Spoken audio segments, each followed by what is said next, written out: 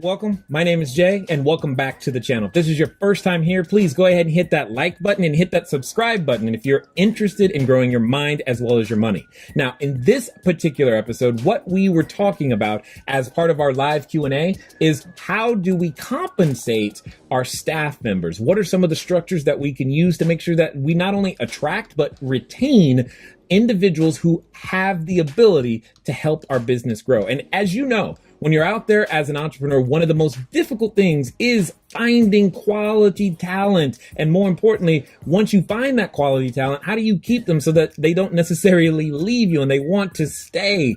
Well, that question came up in this particular live Q&A. And what we've done is we've cut that out so that you can watch it and learn from their experience.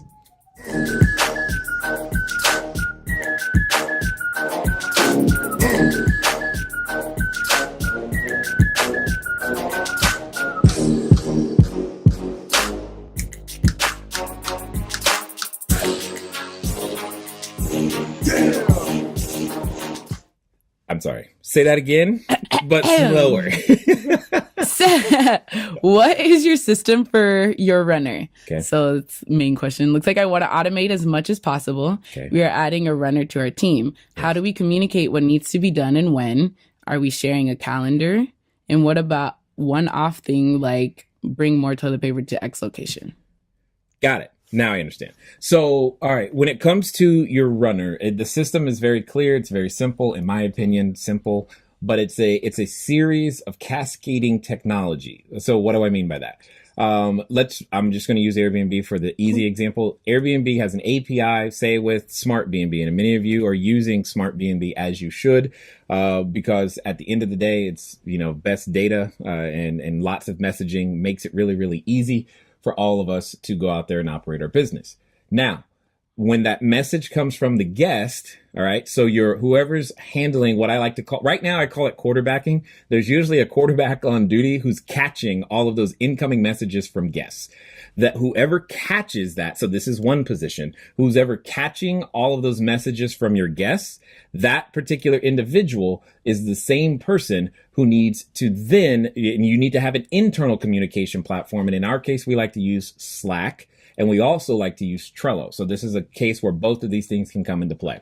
So the quarterback catches which I guess I should call them a receiver in this case, but whatever. Anyway, the quarterback receives the message from the guest. Okay. The message or request then gets transposed into Slack in some way, shape, or form with the appropriate individual tagged so that they have the ability to then respond. If it's a maintenance item like you're suggesting, then that either the person who's in charge of maintenance or the runner in their cases can have their own task list, or we maintain a task list for them in Trello. And that task list, therefore, then we use the Kanban rule of that, the way that Trello is built, so that it can just move on stages. So if that makes sense. So it starts at the inbox, or I should say starts at the inbox, then it moves to assigned, then it moves to in progress, then it moves to done, then it moves to followed up with guest, etc., all the way across the board. So what ends up happening is that everything gets accounted for, and the only thing you need is two human beings, one to catch and one to who also does the dispatching, if you will, and then the person goes on site to handle that as well. So that's typically how we like to do it. There's no one perfect way to do it. Now, I will say this, as your entity grows, as your organization gets larger, you're going to run into this issue of having a ton of maintenance things that you are trying to manage and stay on top of all the time. And that can become a challenge, and that's okay.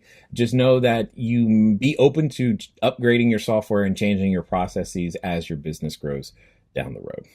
All right, what's next? So Crystal Donald says, how much is a good rate for runner, OPS manager? I have someone who is taking the trash bins to the curb and bringing them back, going to the home to evict unruly guests, pick up items from the store, etc. Got it. So when it comes to your runner and how to compensate them, this is very market specific. Here's what I mean by that. Cost of living in California is a little bit different than Charlotte, North Carolina, where you are. Okay. So wages, therefore, are different. What's acceptable is different. Also, what are you completely offering in your quote unquote benefit package? Here's what I mean. whether you realize it or not, one of the benefits, like for people who work for the company Cashflow Diary, one of the benefits is that they get access to all of the training and all of the information, and they get a lot of access to me and any of our educators that we have. I'm just here to tell you, nearly every person who has ever worked here at the company has had the fringe benefit of that and has then went on to do something in real estate.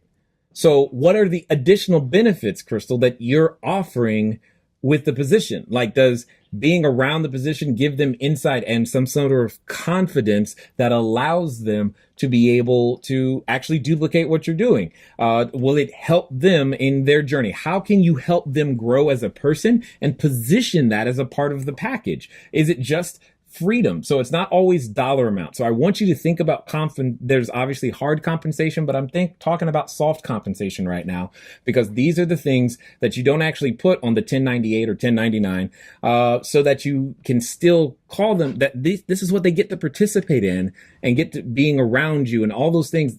It has value, immense value. So you need to price that in. More importantly, are they just there to do a job, or are they there to build a business? For example, Crystal, in your position, you're out there in Charlotte. Do you know other operators in Charlotte? Yes, you do. Could you possibly introduce your person that you have trained and say, hey, I need you to come work with me. And when you're working with me, I'm going to train you. But then once I know that you are competent, I'm going to introduce you to all of these other people who have the exact same need. And if you're willing to build an infrastructure and team, guess what?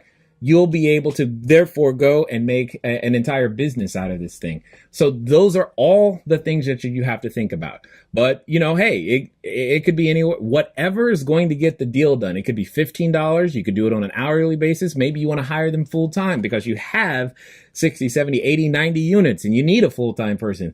That's going to be a different structure. It's going to look different relative to your location, the number of units you have, and ultimately what this person wants for themselves out of life at the end of the day.